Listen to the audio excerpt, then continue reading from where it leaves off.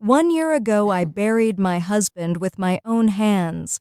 I watched the coffin lower into the ground. I felt the soil crumble under my fingers. I cried until my voice disappeared. So when I saw him again, standing alive in a crowded market, my first thought wasn't fear. It was a single terrifying question. Who did I bury? My husband, Ethan, died in a car accident. That's what the police told me. The body was badly burned. They said it was better not to see him. I trusted them. The coffin was sealed. The funeral was quick. People whispered condolences.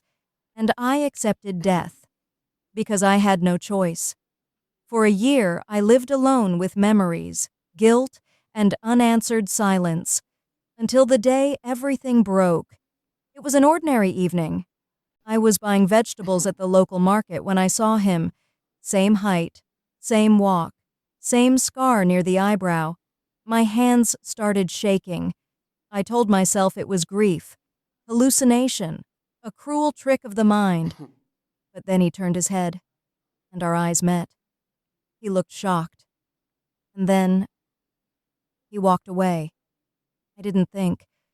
I followed him through narrow streets, past old buildings, into a part of town I'd never been. He never looked back.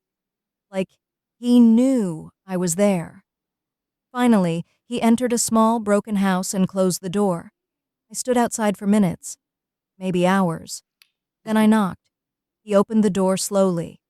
Up close, it was him, but not the man I married.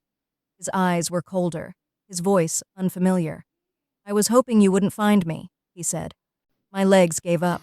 I whispered, Ethan, you're dead. He sighed. No, he replied. Someone else is. He told me the truth.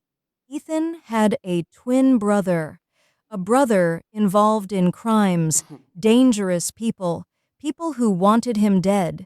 The accident wasn't an accident. The burned body in the car was his brother.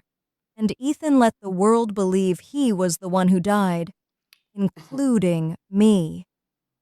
I wanted to protect you, he said, but disappearing was the only way.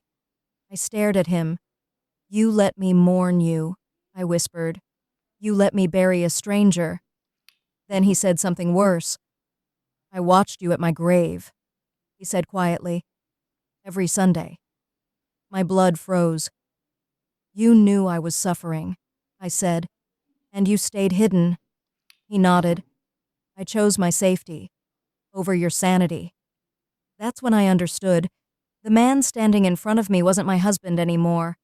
I never told anyone, because the truth is, I didn't bury my husband. I buried the man I loved, and the stranger who survived was already dead to me. Some secrets are darker than death, and some ghosts, are very much alive.